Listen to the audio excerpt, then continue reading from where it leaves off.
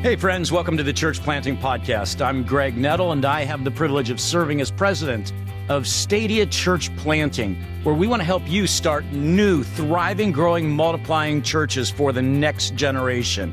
Our vision is for every child on the planet to have access to the hope of Jesus through a local church, which is why today's guest on the Church Planting Podcast is so important and strategic. Crystal Chiang. She's the executive director of leadership training at Orange. I'm a raving fan of everything Orange. Before joining the team at Orange, she spent 10 years as a high school Spanish teacher and student ministry leader, doing everything from small groups to speaking to curriculum development. She's the author of the Art of Group Talk book. It's for teenage girls. Hey, this is someone we want to listen to. I'm really excited to have my friend Crystal here on the Church Planting Podcast. Crystal, as I said up front, is the executive director of leadership training at Orange. Welcome to the Church Planting Podcast, Crystal. Oh, Greg, thanks so much for having me. I'm so excited about this audience specifically because I have been in a church plant or part of a church plant or startup for the last 20 years. I don't feel like I've been in an established church in a really long time. At least not in the traditional sense. So I'm so thankful for what this audience does specifically. Well, you're going to fit right in, and not just because, I'm thrilled that you're involved in church planting and grateful for that, Crystal, but also, I'm a raving fan, and Stadia as an organization is just a raving fan of all things Orange. And we've had other podcasts with other Orange staff in the past. Because of your commitment to the next generation. And as you know, Stadia's vision is for every child on the planet to have a church gaining the hope through the life-giving, hope that Jesus gives to the next generation. So, Crystal, you guys are doing a lot of work on new metrics, which is really interesting after the pandemic. Talk about that a bit. So we all know that everything has changed post-pandemic, and that's especially true in family ministry. And we get the chance to spend time with church leaders around the country, sometimes around the world when we're lucky. And we hear the same thing from nearly all of them, which is attendance is not what it used to be. It has not bounced back. And what's particularly heartbreaking about that for me is that I see such discouragement in church leaders saying, well, I know the church down the street has probably bounced back, but we have not. And I just want us to wave a banner and go, no one's back to normal. We may or may not ever get back to what we would consider normal attendance numbers. And I don't even know that attendance is telling the whole story anymore.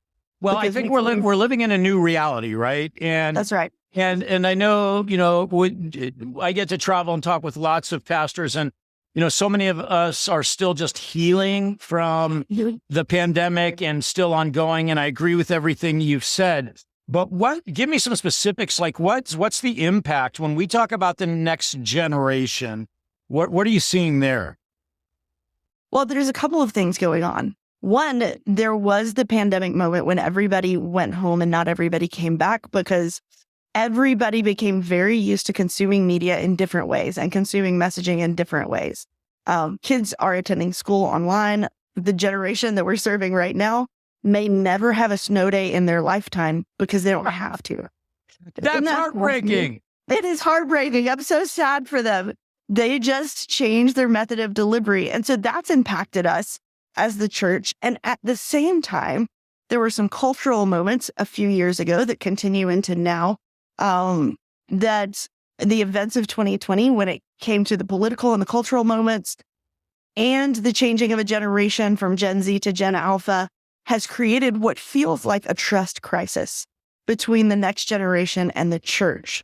And when you add those two things together, it's very difficult to ask a generation to come back to a place they've never been or don't remember going, and to a place that they or their friends don't trust anymore.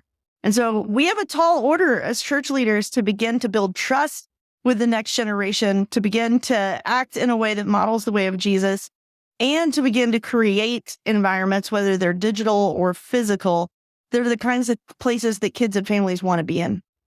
Okay. So the whole digital thing, our son is 15 years old, and the reality is he lives so much of his life in digital world right now.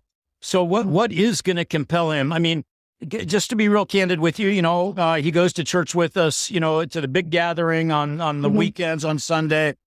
But he really hasn't engaged since the pandemic, much beyond that.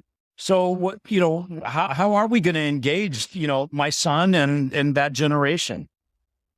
Well, what I've learned from church leaders, just that we talk to so often, is that nobody has cracked the code specifically, but what seems to work better than anything else is not high production, which we all thought, right? Just buy enough lights and make the stage cool enough and they will come. And maybe that was true for my generation, the millennials. We love something shiny.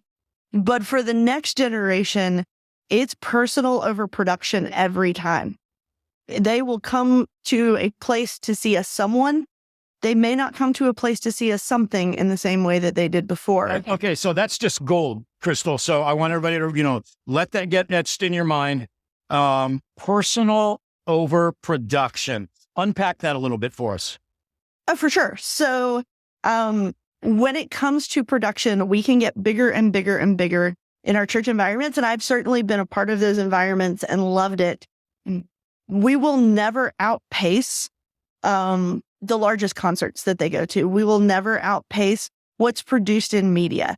And I don't know that we should or we should want to, but the gold that the church has is the ability to put key relationships in a kid's life at a strategic point in time.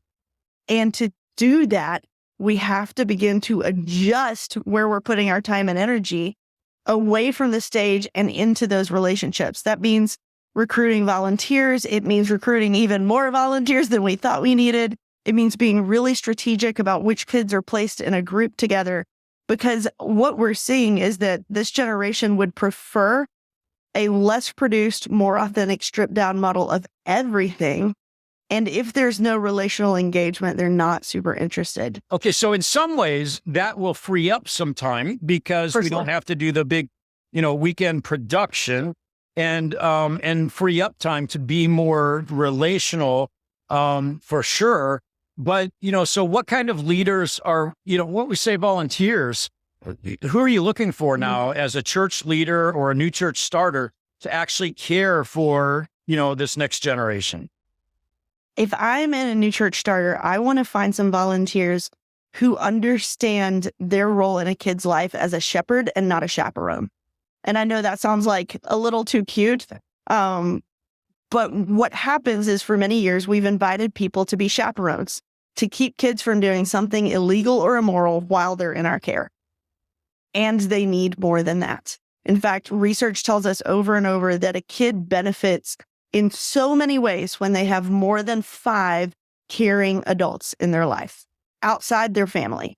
So when you go outside the family, you start thinking, is that my small group leader, my Sunday school teacher, my baseball coach, whoever those 5 are? Kids who have them report less loneliness, better mental health, lower suicide rates, higher engagement in their faith after high school. There is such a massive benefit. And so I want to look for volunteers who say, I'm willing to be one of those 5 caring adults for the long haul, not necessarily to be security for a program, even though that's really important.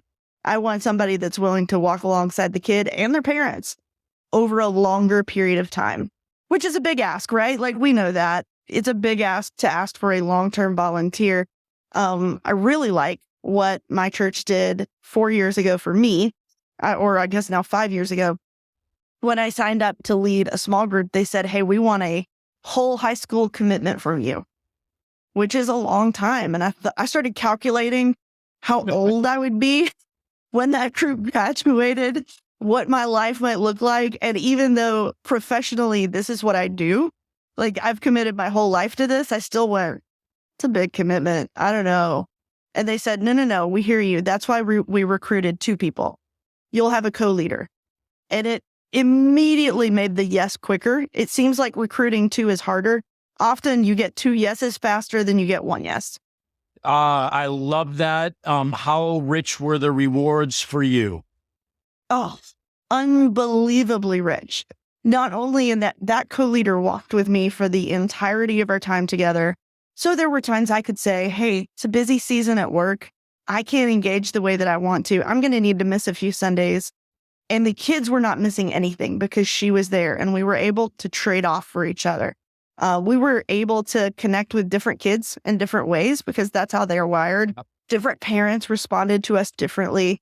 So it was a gift for me, but it also allowed me to stay in the game long enough to build trust with families long enough that I could invite them back into physical spaces, even during the heart of 2020 when things looked wild.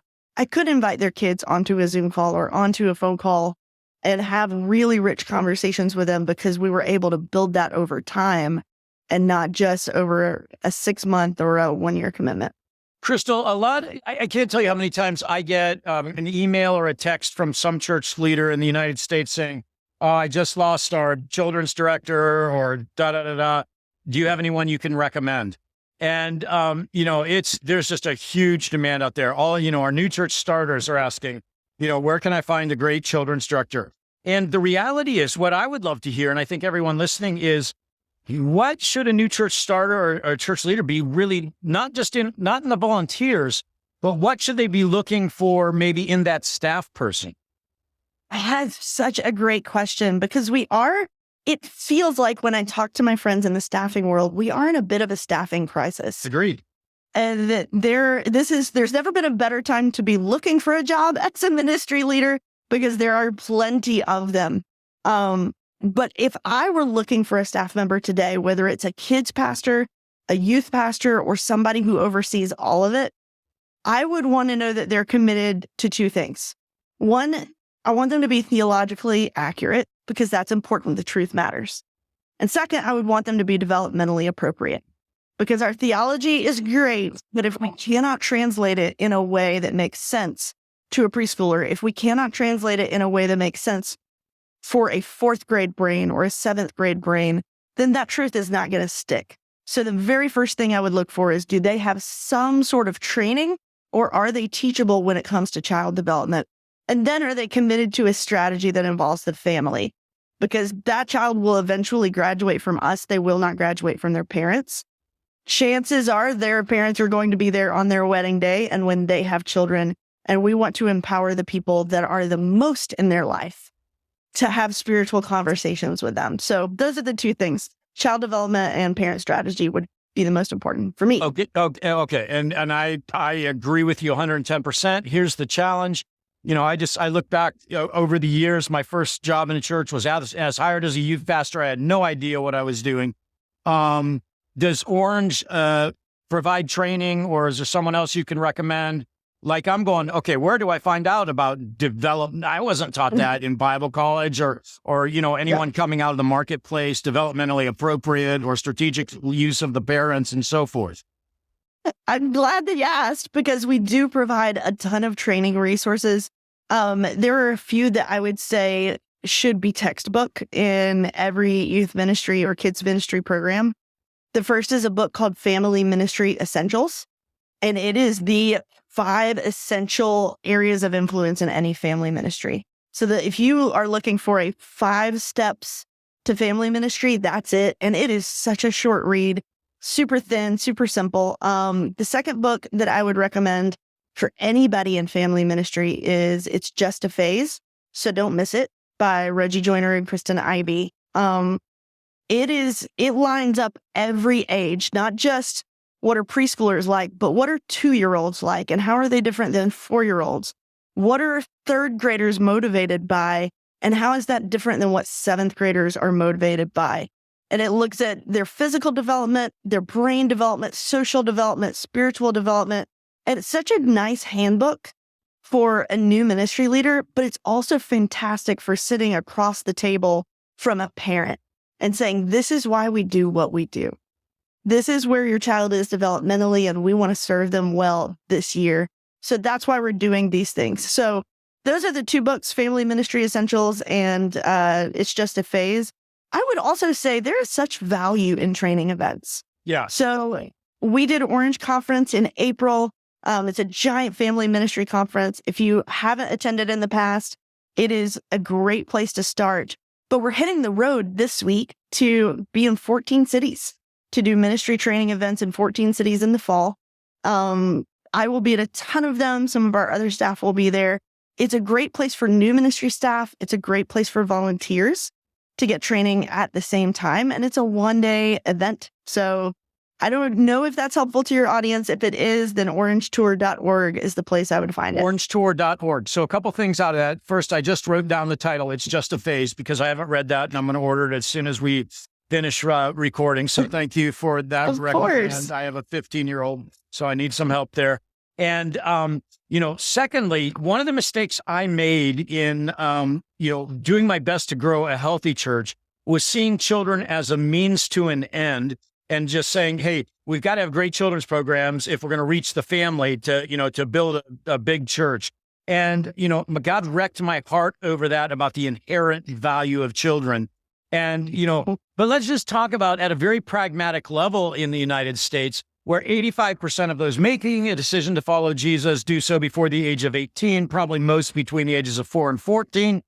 And for me, that means the most action in the church, the most important ministry we're operating is the children's and students ministry. We should have a line of volunteers waiting to get in the door and help with young people, right? So how do we do that? Well, let's talk about those kids right now, because one of our premises that we operate from at Stadia is that all children are at risk.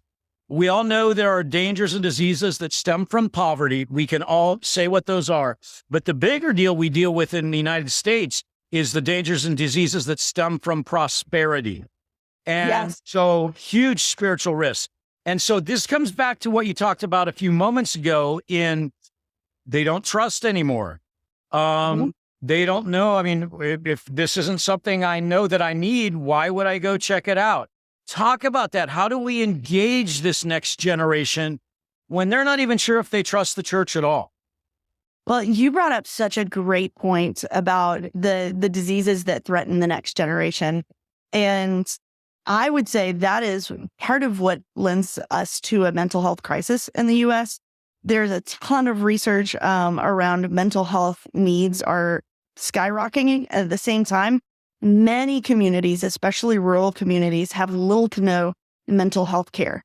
And this is an area where the church can step in, not to be the mental health care, but to provide resources to families who desperately want healthcare for their kids. So it was just such a great moment for you to say that, because that's what we're seeing over and over and over. Now, how do we engage kids who don't trust us it's a different question. And I don't know that any of us have mastered that.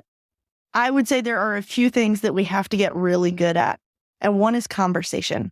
We have to get really good at elevating dialogue over monologue in our ministry.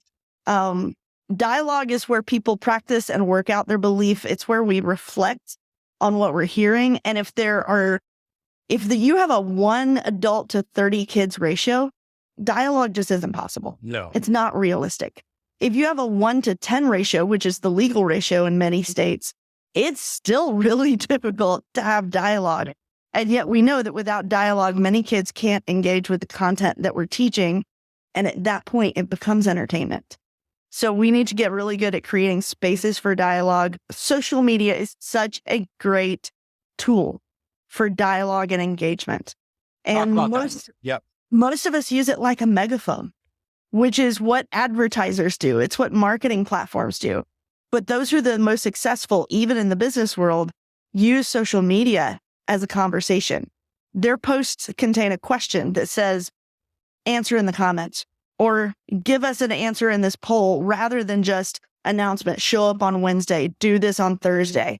And if we began to leverage social media like a conversation tool and staff it appropriately so that the person on the other end is equipped to answer questions, it's a way to engage kids who may never walk into our ministry rooms.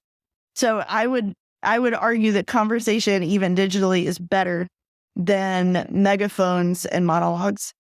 Okay, so, there's kind of this other elephant in the room these days. I talk to church leaders. We watch it in existing churches. We see the stories in the news where something bad happens in children's ministry or teen ministry. There's an inappropriate relationship or touching or whatever. And new church starters, we're saying, hey, children matter deeply to the heart of God. And so you have to go after them for Jesus. And yet at the same time, I'm someone who absolutely loves children. But if I'm out on the street, even just walking with my wife, and I kneel down to tell a little girl, hey, your hair is beautiful, just trying to bless her in the name of Jesus, right? Like, I don't even feel like I can do that because I'm scared to death the mom is going to think I'm a predator. You know what I'm saying? So give us some tips as we think about, for new church starters or existing churches, how do we protect the children that God's entrusted into our care? That is such a good question, because we started off, right, talking about the trust crisis between the next generation and the church. And that's equally true between parents and church leaders. When we know that abuse happens in churches, when we know that inappropriate relationships have happened in churches, it is so tempting for a parent to say, church seems like a good idea, but I just don't know if I want to send my kid into that environment. And as leaders, I think we have to challenge ourselves to decide to protect the sheep over the shepherd. It is so tempting to not talk about the abuse that happens in churches because I want to protect myself. I want to protect the shepherd from that awkward conversation. It is so tempting not to name it. And yet when we don't name it, we don't have the opportunity to share what we're doing to protect the sheep. So as church leaders, I would say, especially new church planters, have a strong program to protect the sheep. There are several out there. We know that Safe Sanctuaries and Ministry Safe have policies and procedures. There are several. I know Danielle Strickland runs a response team. There are places where you can find an expert who will lean in and help you develop a strong program to protect the sheep. And then tell parents, tell kids, this is what we're doing. We acknowledge in many church spaces, negative things have happened. That is not the heart of Jesus. That is not the gospel. And so to prevent it, here's what we're doing. And if it happens, here's how we'll respond. Transparency is huge when it comes to trust building. Okay, you're a new church planter. You're getting ready to start your church. Give me, 1, 2, 3 things that you would say, these have to be in place before we open. Oh, for sure. Before you open, there has to be a check-in system for little kids with a way for parents to pick them up, and not just anybody can walk into your church and walk away with a kid. Yeah. That is the absolute bare bones of safety. I would also say in the age where we live, it's important to have a plan for every kind of disaster you may face. When it comes to tornadoes and fires, we typically think about those things. Yeah. But because there are active shooter drills in every school and kids are experiencing those, parents are going to want to know what your plan is. If there's an intruder, if there is a bad person on site, what's going to happen and where can they find their kid? If there's a parent just coming because they're divorced and they're coming to get a kid and an inappropriate, yeah. So all kinds of having plans for that. We recently were able to take our good friend with their 2 children to our church. And I was so proud of our church in this moment. This good friend has not been in church in probably 30 years. They experienced some church hurt. And for the very first time, they were trying it out with their kids. And I was more nervous than anybody in the building. You bring a friend to church and you just go, please let everything go well. And the first thing that happened is the volunteer at check-in told this dad, here are all the things we do to keep your kids safe. There's a plainclothes officer on site walking around. You cannot go back there without a badge on saying that you've been background checked. And you could just see the dad's shoulders drop and go, okay, everything I've heard about church people is not true compared to what I'm seeing right now. This is a safe place for my kid. And then the best thing happens.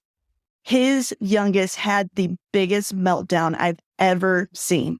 And I mean, this child was on this floor screaming. Mom is mortified. And a teenage volunteer walked out of that preschool room. And she couldn't have been more than 15. I wanted to hug her. She walked out and she put her hand on the mom's shoulder and she said, hey, I don't want you to be stressed out by this because we're not. We're all trained to handle it when a kid has a meltdown. So please don't be stressed out by this moment. We're happy. She's fine. And you could just see mom relax. And I thought, oh, whoever trained these volunteers, deserves a gold medal because these parents know their kid is safe right now. Hey, Crystal, I have just a quick story I wanted to share with you, and then a question as we kind of wrap things up here. Hopefully, it'll be inspiring to all the children's workers out there. Okay, so I'm the lead pastor at a church who says he values children, but doesn't even know what that means. Quite frankly, I was just trying to build a big church, and suddenly God wrecks my heart. I read Wes Stafford's book, Too Small to Ignore, and God uses that to begin absolutely transforming my life forever. And so I go to our children's director and I literally apologize to her, and she breaks down and starts crying. And I need this is the beauty of the story. She said, I have been praying for God to work in your heart for 7 years and I've been praying with 3 other women on a weekly basis for that to happen for 7 years, Crystal. And here's the deal, though. I never knew about it. Those women were never nasty to me. They were just praying that God would work in my heart. And I hate that it took 7 years, but I respect so much that church, those women who were praying for that transition in me to take place, because I don't believe it would have happened without them. What do you do? Like I'm going, oh man, the Orange Conference, if I'm starting a new church, and we know that the ministry of the next generation is this vital to the new church, that would be like the first conference I would go to, right? And I'm going to take the whole staff to it to catch this. So what do we do? How do we get the lead planters, the lead pastors, if we're the children's worker? And maybe they should have them just listen to this podcast, right? What's your counsel? It's a great option. That's a great option. I always encourage leaders to listen more than they speak, especially when they're talking with their lead pastor, because those lead pastors, you had pressures that they didn't know about at the same time. You had a vision that maybe not the whole church could see clearly just yet. You had things that you were dealing with that weren't always in the forefront of the minds of the staff. And so I haven't met a lot of lead pastors who don't want what's best for their congregation, who aren't doing the very best that they can to serve their community. So I would encourage every staff member to sit down and listen for a little bit before you change any strategy whatsoever. And then I would begin to talk about a more holistic way of measuring success. It's not that we should stop measuring attendance. Attendance will always matter, but it doesn't tell the whole story. Sometimes it tells us we're winning when we're not. Sometimes it tells us we're losing when we're not. So I would encourage a young staff member to say, hey, can I measure a few extra things? I'll measure attendance and baptisms just like we always have. Yep. But can I also measure vital conversations between our volunteers and our kids? Can I measure ratios of kids to volunteers? Can I measure parent interactions? Can I measure DMs that are coming through our social media channels? Because that's going to give us a holistic picture of engagement with our community that really butts in seats never will. And I would always encourage them to measure the number of kids and teenagers who are serving in some capacity in your church. Because hearing about God, celebrate them then. Lift up that as a value, right? 10 out of 10. There is no discipleship program like serving. There is just every kid or students group I have led, the kids who served just grew in ways that the others didn't. And I think it's one of the most powerful discipleship tools we have, but we won't know if it's working unless we start counting them. Crystal, thank you so much for being on the Church Planting podcast. Just invaluable, and so appreciate what you're doing with Orange. Oh, Greg, thanks for having me. This was such a treat.